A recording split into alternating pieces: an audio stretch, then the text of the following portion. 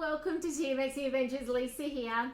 Hey, today I am going to make a beautiful dairy-free spread.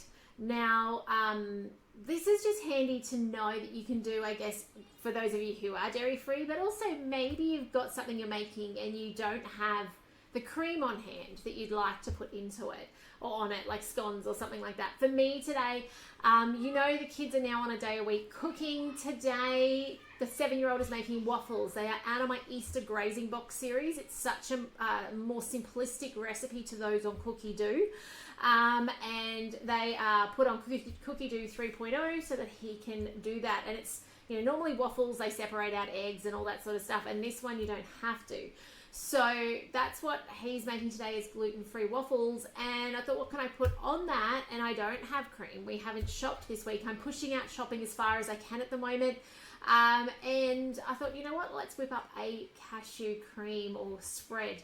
This can be as sweet or savory as you want, depending on what you put into it. By the way, say hi if you're watching on today. I'd love to know you're watching and finding value in these videos. If you are interested in checking out the Easter Grazing Box series, which has the most amazing chocolate and caramel sauces, there's a strawberry sauce in there as well. These waffles, check it out on my website. You can scan that QR code or go to TMXing Adventures. And you'll see there's courses there that are there for you guys to get more out of your Thermomix. So let's keep going with this recipe. I have started it. The very first thing it has is a 1 minute blitz down of cashews and sunflower seeds. You could actually make this completely on sunflower seeds. It's going to throw a different flavor to it. You'd want to be putting vanilla into it to give it a flavor. But you could certainly make it, if it has to be nut-free, you certainly can do that. Now I got to 45 seconds and this started free spinning. Now free spinning will not damage our Thermomix because we have electromagnetic blades. It's not going to create the heat like a standard style food processor or blender does, which would eventually go pop because of the heat created. We don't have that friction, that heat. It's electromagnetic, so it spins, but it's an annoying sound, and it's not doing anything because it's not got the food on the blades. So I stopped with 15 seconds to go. And then that's when I thought, you know what, this is a perfect time to come online and show you how to make this. But also, you don't need to watch me blend for 45 seconds or a minute in total. So when that happens where it's all stuck out to the outside, it's as simple as scraping it down. Now, you'll find that if you ever overdo, or if you're trying to make butters, like nut butters and stuff like that, you'll find that this can happen. It really depends on every individual nut or seed, though, because what's happening is we're actually massaging out the oil. And the trick to this is counterintuitive. Like your intuitiveness says, let's turn the speed faster. But the answer is to actually go slower. You actually want to massage out the oil. So if you're finding that, you know, you're doing a recipe and it keeps getting stuck to the sides and it's supposed to blend for a minute and get to a smooth paste, scrape it down and turn the speed down. All right, now I'll go back up to the speed they recommend here. As I said, it's cashews, 250 grams of cashews, 50 grams of sunflower seeds. I accidentally went heavy on sunflower. It's about 75.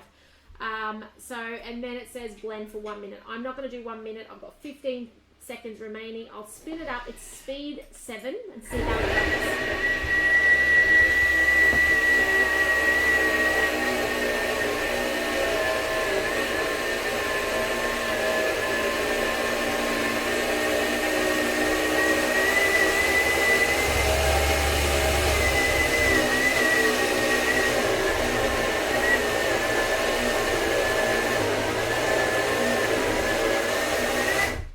Taken it a little longer, mainly because I actually thought it was going to stick to the sides again and I was going to scrape it down and I was going to go slower speed for you, but it's actually it's not, like, it's doing what it's supposed to do. Check that out. So that's awesome. Now to speed up this process, you actually add into it an oil. Okay, so if it was a flavored oil like olive oil, you're going to get an olive oil spread. You probably don't want that. This recipe in the next step calls for, scrape down the sides, did that, macadamia oil. If you don't have macadamia oil, use a flavorless oil. Now, I do have macadamia oil. When we sometimes go back to the big city, there is a macadamia factory on the way. So occasionally we'll stop and buy a stock of macadamias. And lately I saw they had oil and I thought, you know what, we'll get some of that. I'll give it a go. I don't use it very often. I think I've had it for about 4 months now. But, you know, sometimes you need it. Sometimes it calls for it. We actually do also like, and it's been a long time since we've done it, but macadamia butter or you can make the most amazing cheesecakes with. So where you do this, but you blitz those macadamias down until they are silky smooth. You generally soak them first to get to that stage.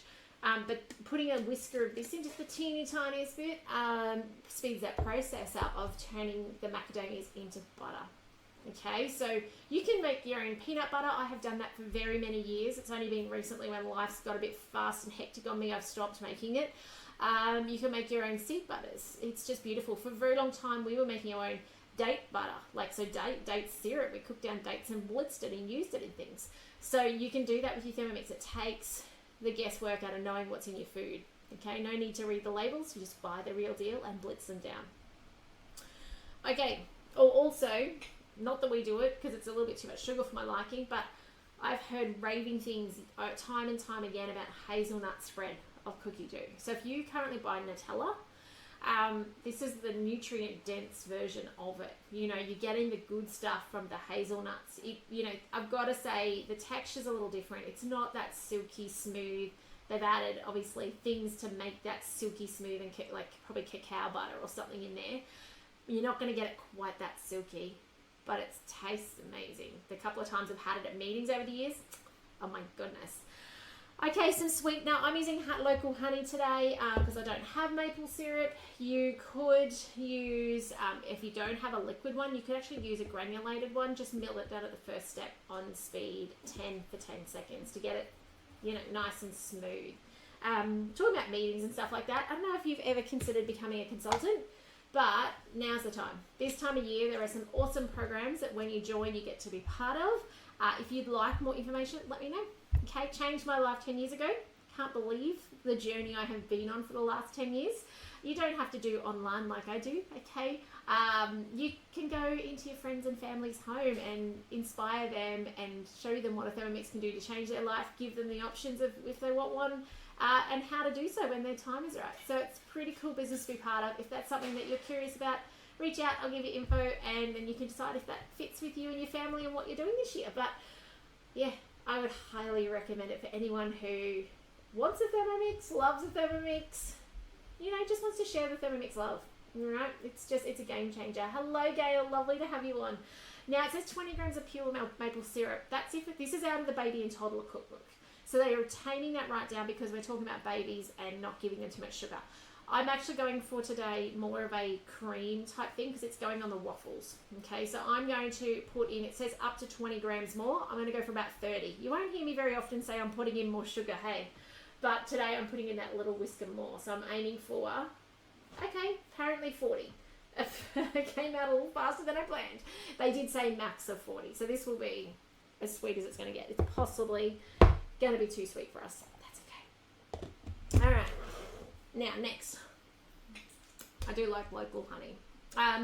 Little tip, all right, and I'm not going to do it today because I don't want to bring out a sweetener more, but if you're really not wanting to put much sweetener into it, personally understand, that's fine, put a pinch of salt in, okay, because what salt does is it actually brings out the sweetness. So go 20 grams of sugar, even go 15 if your preference. If you don't have a sweet tooth at all, go 15, and then just put a little pinch of sugar, salt, not sugar, pinch of salt into it, and that will just enhance that sweetness, okay? All right, let's finish this off. So on with the lid, 30 seconds, speed 4, measuring cup in place. Let's see how this goes. I've got a jar to put it into in a moment. I love collecting jars. Is anyone else a collector of jars? Anyone else? Have a drawer full of them. I think I've nearly got more jars than I've got cutlery in my house. Let's have a look and see what's happening in there. Oh, look at that coming together. 12 seconds to go. It's looking quite pasty. Okay, that would be spreadable at this point. Looking good. I'm excited. Okay, next. Scrape down the sides with spatula. We're going to do another blitz in a second for 30 seconds. Let's have a look at what that looks like. And now I need to work on this top camera. Everything's a little mal-aligned at the moment. So that's, oh, disco ball. There you go. That's what it looks like at the moment. If anything, I'd say, it's like thick peanut butter at the moment, but it is a bit grainy. It's not grainy like chunky peanut butter.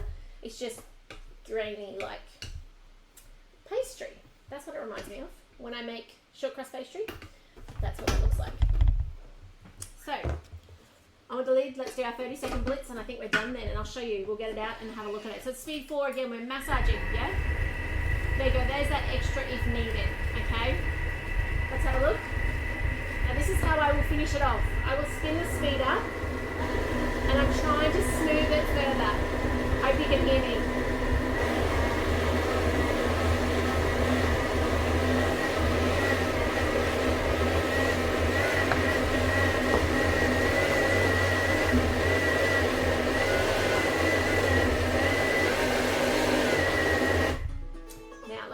Texture and see if it's what we want or whether we want it smoother. As I said, more oil, more sweetener if required. It depends on the texture you're going for. Look at that.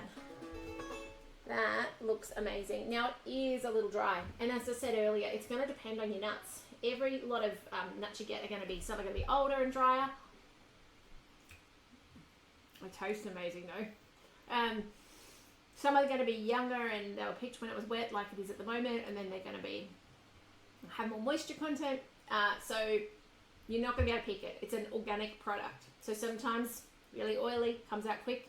Even years ago, and I haven't done it in a while, I'll do it again soon for you guys, the falafel crackers. Who remembers those ones? Those have been around a long time. You remember we've done them on a few cook-alongs. Some people have found with those cracker recipes, the oil comes out and they end up with really oily crackers. And I never had. I'm like, what is going on? They're saying they're super oily. And I mean, they came out of the oven fine. The oil kind of, you just tapped it off with a paper towel. But I was like, what's going on? And it was the fact that everybody's seeds are different. It's as simple as that. Okay, this is yummy. I could stop here. I could jar it up. Actually might. I think it'll be alright. I'm happy to have something that kind of spreads on like your peanut butter. It is, this recipe does say spread. But if you want it to be a bit more liquidy, you can see there, I'm missing my container. This will spread on with a knife quite beautifully. By the way, a couple of notes on this recipe, a couple of tips. I wouldn't try and halve it. You're going to have trouble with it sticking to the sides of the bowl, okay? If you've got extra and you're really concerned about it, I would freeze it. I've never frozen it, okay? I don't know what it would do, like quality-wise in the freezer, but the moment you end up with less quantity, it's going to have struggle to blend it to smooth. So I'm just pushing this in, pushing it down. So I would put it in the freezer in a jar. Make sure it's a straight-sided jar. If you've ever had a jar cracked in the freezer, it's probably because your jar sides go in, and that means as it's getting hot or cold, like it's warming back up outside, they move at different speeds. They defrost at different speeds, and that's how you crack jars. Always make sure the ones you freeze have straight sides. You could do it flat packed in a Glad bag. That would also work perfectly fine. You can see there, that's probably a 150 ml jar. I reckon, maybe 200 ml, and I still have half a bowl left in there, which I'm actually not going to worry about because the kids, we're literally about to make the waffles, put them in the waffle maker, and the kids will thoroughly enjoy this. What I will do though is I'm going to try and make it a little pretty on top. I won't do that on camera. You guys know pretty is not my style, but I do need to get a photo because those of you who are watching on, you'll find over on Facebook that I put a picture up later on this evening saying, hey, if you missed the video, check it out, and it's got the picture. Those of you on YouTube, the beginning photo and the end photo are my photos. Okay, so you're getting the real deal, okay? You're not getting, photoshopped or anything like that. I do try and take a little bit of pride in the pictures I put up. Try and make them look a little presentable. Nothing worse than looking like slush on a plate. But that's where you'll find them. So I know sometimes people ask and they say, hey, I'd like to see the final product. That is the final product, okay? So YouTube, you've got it at the beginning and the end, and it's also the thumbnail picture. Facebook, you'll see the post comes up at 7 o'clock that says, hey, this is what I cooked today. Check out the replay, and the photo is there. Okay, just so you know. Hello, Anna. Lovely to have you on. Well worth making, hey. And I reckon if you wanted to make it chocolate flavored, if you put that much sweetener in, which actually isn't as bad as I thought it was going to be. I thought it was going to be sickly sweet. It's not at all. But I reckon you could put a teaspoon of cocoa into that and make it chocolate flavored. Just saying. Now, by the way, I did say at the beginning of this video, cream, it really needs to blend further or have more added to it, more oil added to it to get to a cream texture. Okay, so just giving you some FYIs now that I've made it like the as per recipe. When we've made it in the past, when we used to make things like our cashew caramel, hubby used to make that at night times as a bit of a sweet treat when the kids were little. We just blitzed and blitzed and blitzed until it was literally like an oily caramel. It was beautiful. Okay, we cooked it down and blitzed it. So different to, like, this is a spread. Okay, this is a spread, not a cream as such. But I reckon you could flavour it. Definitely put vanilla in it if you want it to be vanilla flavoured, or if you're using just sunflower seeds so that it gives it something else. Otherwise, you're going to taste like a bit like sunflower seeds have that earthiness to them. And then, as I said, macadamias. If you've got access to them, they're expensive. So I wouldn't say it's an everyday thing unless you've got access to them. We used to have a macadamia tree, but next level. You can make cheesecakes out of macadamias. They are phenomenal. Like, you'd never know if you didn't tell people it didn't have dairy in it. They would think it's just a cheesecake that you've got nuts stirred through. Like, because it's just got a little bit of texture to it. Not much, but this tiny little bit of texture. Phenomenal. It's been a while since I've made one because, as I said, macadamias are not cheap. But, yeah, macadamias are, and I've talked about it last week. Last week I did cashew milk with you guys. I spoke about macadamias then. They are the closest thing to cow's milk that I've ever made in my Thermomix. And same with the butters and stuff from them. They're just such a smooth, awesome flavour and texture. Anyway, that's it from me today. I hope you've enjoyed this. Please remember to share these videos with friends, family, people you know who have a Thermomix and want to get more out of it. That's what I'm about, right? I want you guys to, when you get a Thermomix, whether it's a 31, a 5 or a 6, get the most out of it. There is so much your Thermomix can do to serve you in your kitchen. So much to make your life easier. So if I can help you get another recipe under your belt where you're confident doing something, all right? Or if I can help you try something you wouldn't have otherwise tried, if I can save you a trip to the shops to buy cream to put on your waffles or your pikelets, then my job is done, okay? Because that, to me, I've just saved you fuel. Let's be real, when we go to the supermarket to buy cream, we end up with half a trolley load of ingredients, don't we? So if I can go, hey, you know what? You got that bag of cashews in the back of your pantry that you have been there since pre-Christmas. Blitz them into this. You didn't have to drive. You didn't have to walk through the aisles, pick up things you don't need. You don't have cream in the fridge that might even expire before you get to use it all. So that's what I'm here for. So if I can help you with anything, please don't be a stranger. Reach out on my email, through my website. Some of you have my details personally as well. Don't be a stranger. Love to hear from you. And I always get back as quick as I can to you. But otherwise, have a fantastic day. Let me know if I can support you with anything regarding your Thermomix. And otherwise, thanks for joining in today. Take care, and I'll see you in another video tomorrow. Bye for now.